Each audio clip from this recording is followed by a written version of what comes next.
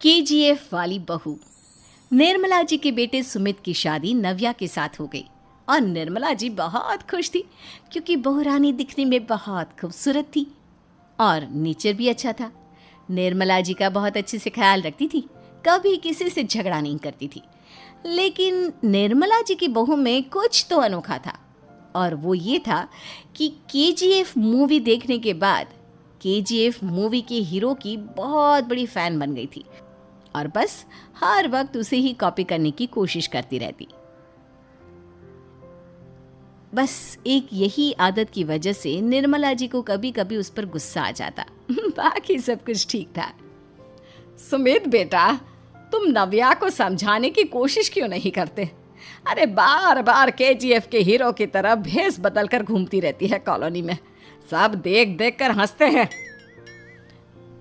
क्या करूं मम्मी, मैंने उसे कई बार कहा कि बहू हो, बहू की तरह रहा करो, लेकिन उसके सर पर तो केजीएफ का भूत सवार है, किसी की सुनती ही नहीं। ठीक है बेटा, तो ऑफिस जा, मैं एक बार और उससे बात करने की कोशिश करती हूँ। थोड़ी देर के बाद नव्या अपने कमरे से निकलकर बाहर आती है। अरे बहू, ये क्या, तुम फिर से केजीएफ की एक्टर बन गई? मम्मी जी, आपको पता है ना, मैं उसकी पर्सनालिटी से बहुत इम्प्रेस्ड हूँ और मेरी फेवरेट मूवी है ये। जानती हैं, मैंने तो सारे डायलॉग्स भी रट कर रख लिए हैं। अरे बेटा, लेकिन थोड़ा बहुत समाज की भी तो परवाह करनी पड़ती है ना। तुम इस तरह घूमती हो, सब लोग क्या सोचते होंगे, थोड़ा तो डरा करो। मम्मी जी, डर होना चाहिए और दिल में होना चाहिए। वो अपन के नहीं, सामने वाले के दिल में होना चाहिए। अरे तुम फिर से केजीएफ के डायलॉग मारने लगी। अरे पता नहीं कब समझोगी। डोंट वरी मम्मी जी, मैं अभी आपके लिए गर्मा गर्म कॉफ़ी बना कर लाती हूँ। उसके बाद आपकी सारी टेंशन रफू चक्कर हो जाएगी। कुछ दिनों के बाद। नव्या, नव्या कहाँ हो तुम? मैं यहाँ हूँ। अरे क्यों इस तरह केजीएफ का हीरो बनकर घूम रही हो? कभी तो मेरी बीवी बनकर रह लिया करो। छोड़ो ना सुमित। अच्छा बताओ, मुझे आवाज़ किस लिए दे रहे थे? क्या बताऊँ यार, मेरे बॉस ने मुझे इतना काम दे दिया ना, पूरी तरह से परेशान हो गया हूँ। ऐसा लगता है ऑफिस नहीं, युद्ध पर जाता हूँ। अरे बेटा, परेशान क्यों होता है? ला, मैं तेरा सर दबा देती हूँ, दुखी मत हो, काम तो सबको करना ही पड़ता है। लेकिन मम्मी, ऑफिस में आजकल बहुत काम रहता है, थक जाता हूँ मैं। जानता है बेटा, जब तू छोटा था ना, तो मैं ऑफिस और तुझे संभालने का सारा काम करती थी, तब मुझे भी ऐसा ही लगता था। लेकिन कुछ दिनों के बाद सब ठीक हो जाएगा बेटा। सही कह रही है मम्मी जी, तुम अपने आप को ऑफिस में काम करने की वजह से योद्धा समझते हो, लेकिन जानते हो, इस दुनिया में सबसे बड़ा योद्धा एक माँ होती है। अरे ये डायलॉग तो मैंने कहीं सुना है। जरूर सुना होगा, केजीएफ फिल्म का डायलॉग, भला किसने सुना नहीं होगा? हे भगवान, कोई मेरी बीवी के सर से केजीएफ का भूत उतार दे। कुछ दिनों के बाद। नव्या, सुमित तो ऑफिस चला गया, एक काम करते हैं, हम दोनों मार्केट चलते हैं, मुझे कुछ शॉपिंग करनी थी। ठीक है मम्मी जी, मैं अभी तैयार होकर आती हूँ। थोड़ी देर बाद नव्या फिर से केजीएफ फिल्म के हीरो की तरह गेटअप रखकर आ जाती है। अरे तुम फिर से ये बन गई। चलिए ना मम्मी जी, आप जानती है ना, मुझे ऐसे रहना बहुत पसंद है। प्लीज़ प्लीज़ प्लीज़ मम्मी जी। अच्छा ठीक है, चलो। मार्केट में निर्मला जी को उनकी एक सहेली मिलती है। अरे निर्मला, ये तुम किसे साथ में लेकर घूम रही हो? लगता है फिल्म का हीरो निकलकर तुम्हारे साथ आ गया है। मेरी बहन, क्या बताऊं, ये फिल्म का हीरो नहीं है। अच्छा, ये तुम्हारा बेटा होगा। बहुत दिनों से देखा नहीं ना, इसलिए पहचान नहीं पाई मैं। अरे नहीं नहीं, मेरी पूरी बात तो सुनो, ये मेरी बहू है नव्या। है? लेकिन दिखने में तो ये बिल्कुल केजीएफ के एक्टर की तरह नजर आ रही है। हाँ, वो क्या है ना, इसे इसी तरह रहना पसंद है।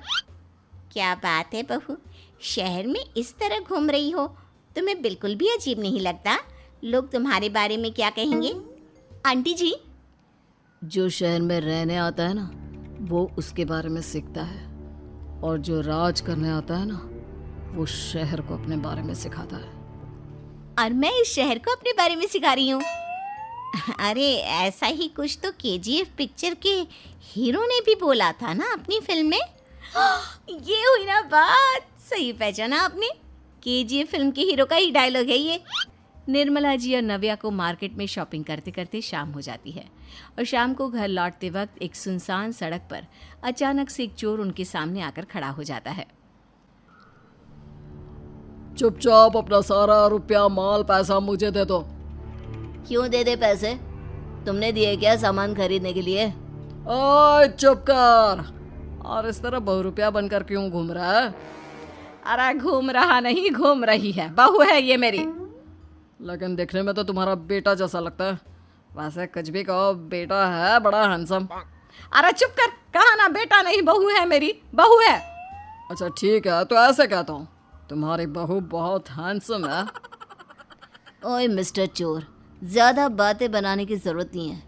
चुपचाप यहाँ से निकलो, तुम्हें कुछ नहीं मिलने वाला। ऐसी बात है? एक मिनट रुको, ये देखो मेरे हाथ में गन है ना, गन।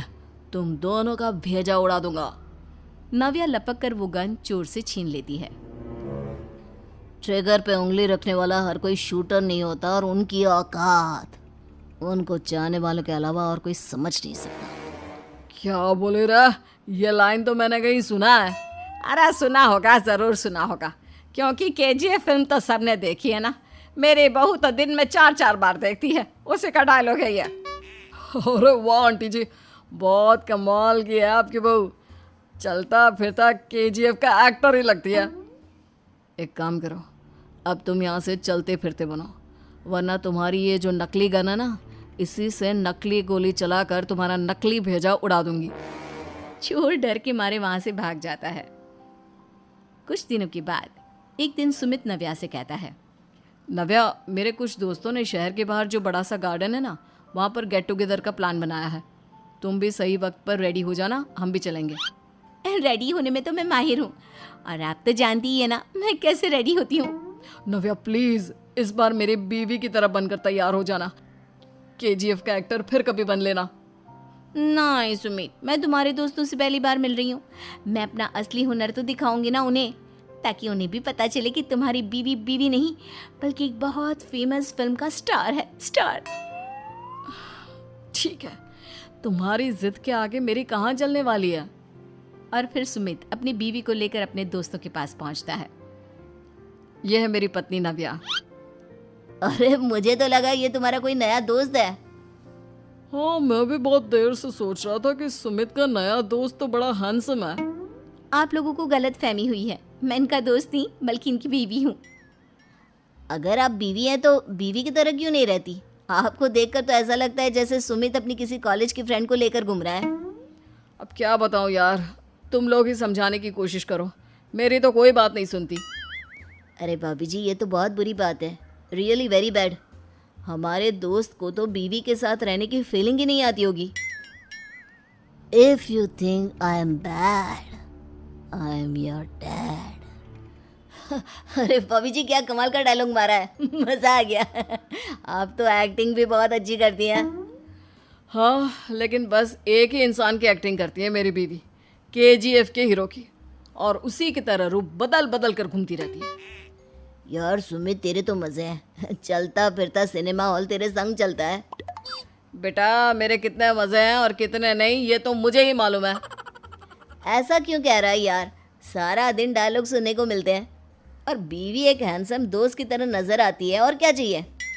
क्या बताऊं भाई, कई बार रात को सोते वक्त जेब में नकली गन रखकर सोती है और फिर झटके से मेरे सर पर गन तान के केजीएफ के डायलॉग मारती है। उस वक्त मेरी क्या हालत होती होगी ये तो मैं ही समझ सकता हूँ ना। सुमित की बात सुनकर उसके सारे दोस्त जोर जोर से हंसने लगते हैं। 3 बहनों की लालची भाभी। करिश्मा, रेशमा और मनीषा 3 बहनें हैं। उनका एक भाई भी है, मयंक। मयंक अपनी बहनों को बहुत प्यार करता है, लेकिन मयंक की पत्नी सविता इस मामले में मयंक से बिल्कुल ही अलग है। वो अपनी ननदों का जितना बुरा कर सकती है उतना बुरा करती ही रहती है, और अपनी ननदों पर हुक्म भी चलाती है। करिश्मा, करिश्मा, तुमने अभी तक नाश्ता नहीं बनाया? तुम्हारे भैया को ऑफिस जाने में देर हो रही है। हाँ भाभी, बस अभी बनाती हूँ, करिश्मा, तुम ये ढीलापन छोड़ दो। कल को पराए घर जाना है, वहां अगर तुम इस तरह से काम करोगी तो लोग क्या कहेंगे कि माँ ने और भाभी ने कुछ सिखाया नहीं। और तुम्हारी दोनों बहनें कहाँ हैं? अब रेशमा मार्केट गई है और मनीषा सो रही है। क्या? सुबह के 8 बज रहे हैं और ये महारानी अभी भी सो रही है? ये कहते हुए सविता अपनी सास दुर्गा देवी के पास जाती है। माँ जी, देख रही हो अपनी बेटियों के तौर तरीके? क्या हुआ बहू, सुबह सुबह क्या कर दिया मेरी बेटियों ने? अरे एक तो अभी अभी उठकर किचन में गई है, दूसरी सुबह सुबह बाहर चली गई और तीसरी अभी तक सो रही है। क्या करूं मैं इन तीनों का, मैं तो परेशान हो गई हूँ। जा जाकर उठा उसे और रेशमा से मैं बात करती हूँ। सविता सीधा मनीषा के कमरे में जाती है और उससे कहती है, महारानी जल्दी उठो, सूरज सर पर आ गया है।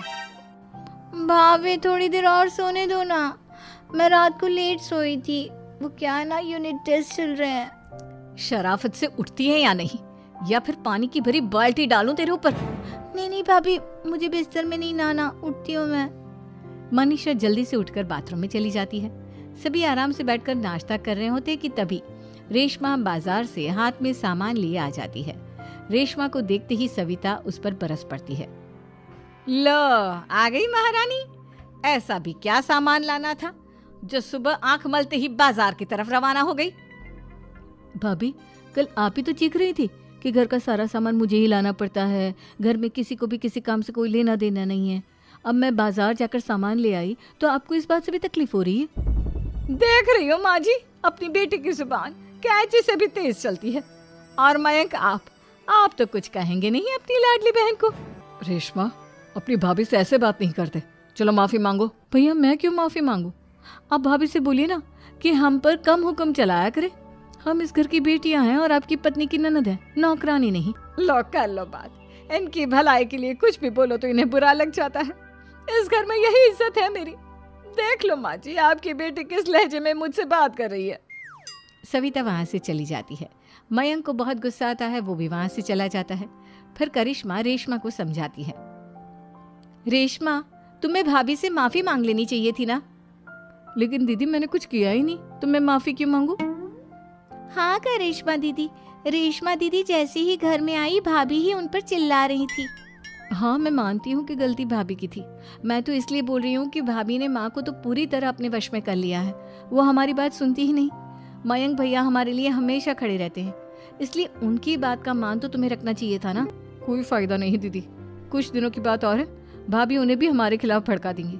फिर वो भी माँ की तरह हमारी किसी बात का विश्वास नहीं करेंगे। इसी तरह सविता अपनी तीनों ननदों को किसी न किसी बात पर परेशान करती रहती थी। एक दिन मयंक अपनी तीनों बहनों के लिए गिफ्ट लाया। क्या रेशमा, ये तुम्हारे लिए हार का सेट, रेशमा तुम्हारे लिए सुंदर सी ड्रेस, और मनीषा तुम्हें किताबें पसंद है ना, तुम्हारे लिए किताबें लाया हूँ। थैंक यू भैया। थैंक यू भैया। थैंक यू भैया। करिश्मा, तुम्हारा नेकलेस कितना सुंदर है, ये भैया कहाँ से ले आए होंगे? मैंने भैया को 3 दिन पहले फोन पर ये डिजाइन दिखाया था और आज भैया ये ले आए। सविता तो अपनी ननदों के गिफ्ट्स देखकर जल गई और करिश्मा का नेकलेस तो उसे भी बहुत पसंद आया था। अपनी बहनों के लिए कितना अच्छा नेकलेस लेकर आए हैं, मुझे कभी कोई गिफ्ट नहीं दिया। मैं आज ही ये हार चुरा लूंगी। रात में सविता करिश्मा का हार चुरा लेती है और इसी तरह उसे अपनी ननदों की जो भी चीज़ अच्छी लगती वो उसे मांगती नहीं, बल्कि रात के अंधेरे में चुरा लेती। इसी तरह दिन बीतते गए और सविता ने मयंक के दिल में भी उसकी बहनों के लिए नफरत पैदा कर दी। एक दिन मयंक ने करिश्मा और रेशमा के लिए रिश्ता देखा और ये बात उसने घर में सबको बताई। माँ, करिश्मा और रेशमा के लिए बहुत अच्छा रिश्ता आया है, वो लोग कल इन्हें देखने आ रहे हैं, आप और सविता मिलकर सारी तैयारी कर लेना। ये सुनकर करिश्मा और रेशमा खुश हो जाती हैं, लेकिन सविता सोचती है, अगर इन दोनों बहनों की शादी हो गई तो घर और बाहर का काम कौन करेगा? मनीषा तो 1 नंबर की कामचोर है, उससे तो किसी बात की उम्मीद लगाना ही बेकार है। मुझे इस शादी को रोकना होगा। अगले दिन सभी लड़के वालों के स्वागत की तैयारी करने में लगे होते हैं। तभी मयंक अपनी बहनों से आकर कहता है, तैयार हो गई तुम दोनों? देखो, दोनों लड़के बहुत अच्छे हैं, मैं कोई कसर नहीं छोड़ना चाहता, इसलिए तुम उनके सामने अच्छे से बिहेव करना और अपनी भाभी से लड़ने मत लग जाना। करिश्मा, तुम वो नेकलेस पहन लो ना जो मैं तुम्हारे लिए लाया था। भैया मैं बहुत देर से वो नेकलेस ढूंढ रही हूँ लेकिन मुझे मिल ही नहीं रहा। क्या तुमने नेकलेस खो दिया? तुम्हें पता भी है वो कितना महंगा था? तुम कोई काम ढंग से नहीं कर सकती। मयंक गुस्से में वहां से चला जाता है। थोड़ी देर बाद लड़के वाले भी आ जाते हैं। वो दोनों बहनों को पसंद कर लेते हैं और रिश्ता पक्का हो जाता है। लेकिन सविता के दिमाग में तो कुछ और ही खिचड़ी पक रही थी। वो पंडित जी के पास करिश्मा की कुंडली लेकर जाती है और उन्हें पैसे देकर करिश्मा की कुंडली बदलवा देती है। जब लड़के वालों के पास करिश्मा की कुंडली जाती है तो वो दुर्गा को फोन करते हैं। बहन जी, हमने करिश्मा की कुंडली अपने पंडित जी को दिखाई थी। आपकी बेटी की कुंडली नहीं बल्कि दोषों का पिटारा है। देखिए, मैं और मेरे पति इन सब बातों में बहुत विश्वास करते हैं, इसलिए हम आपकी बेटी से अपने बेटे की शादी नहीं करा सकते। इस तरह करिश्मा का रिश्ता टूट जाता है और सभी घर वालों को बहुत दुख होता है। अब कविता सोचती है, चलो करिश्मा का तो रिश्ता टूट गया, अब रेशमा का भी रिश्ता तोड़ना है। क्या करूं क्या करूं? अब सविता आवाज बदलकर किसी अननोन नंबर से रेशमा के होने वाले ससुराल में फोन करती है। हेलो, मैं कौन हूँ कौन नहीं ये आपके लिए जानना ज़रूरी नहीं। बस इतना सुन लो कि रेशमा का 2 साल से किसी के साथ अफेयर चल रहा है। बस रेशमा का रिश्ता तोड़वाने के लिए सविता का इतना कहना काफी था। अब रेशमा का भी रिश्ता टूट गया। मयंक और दुर्गा देवी ने रेशमा को खूब खरी खोटी सुनाई और उससे बार बार उस लड़के के बारे में पूछने लगी। आप दोनों मुझे क्यों परेशान कर रहे हो? अरे कोई लड़का होगा मेरी लाइफ में तो मैं बताऊंगी ना। जब कोई है ही नहीं तो कहाँ से लाऊं मैं कोई लड़का? तो तेरे होने वाले ससुराल वालों को फोन किसने किया था? माँ, मैं नहीं जानती किसने फोन किया था, मैं सच कह रही हूँ। मैं तो पहले ही कह रही थी इसकी लगाम खींच कर रखो, लेकिन मेरी सुनता ही कौन है। आप चुप रहिए भाभी, ये सब आपका ही किया धरा है। अब तीनों बहनों को विश्वास हो जाता है कि ये सब उनकी भाभी ही कर रही है। तीनों बहनें अपनी भाभी को सबक सिखाने के लिए एक वकील कर लेती है और घर में हिस्सा मांगना। देखो भैया, माँ बाप की जायदाद में जितना बेटों का हक होता है उतना ही बेटियों का, इसलिए इस घर के 4 हिस्से होंगे और हमें अपना हिस्सा चाहिए। मैंने तुम्हारे लिए क्या क्या नहीं किया और तुम इस घर में हिस्सा मांग रही हो? भैया, आप और माँ हम बहनों की कोई बात नहीं सुनते हो और भाभी हमारी शादी नहीं होने देगी क्योंकि उन्हें लगता है कि आप हमारी शादी में ज्यादा पैसा लगाओगे और उन्हें हम जैसी फ्री की नौकरानी कहाँ मिलेगी। तो हम भाभी के साथ तो रह नहीं सकते, हम बहनों को अपना हिस्सा चाहिए। अरे तुम्हें शर्म आनी चाहिए अपने भाभी पर ऐसा इल्जाम लगाते हुए।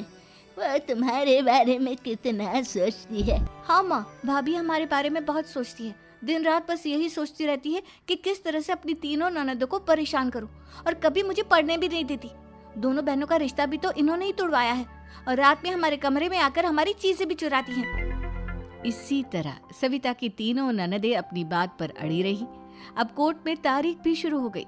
जब सविता को लगा कि उसकी तीनों ननद इतनी आसानी से नहीं मानने वाली तो उसने अपने पति और सास को सारी सच्चाई बता दी और अपनी तीनों ननद से माफी मांगी। मयंक और दुर्गा को भी अपनी गलती का एहसास हो गया। अब सविता खुद करिश्मा और रेशमा के लिए अच्छा रिश्ता ढूंढती है और उनकी शादी करवाती है।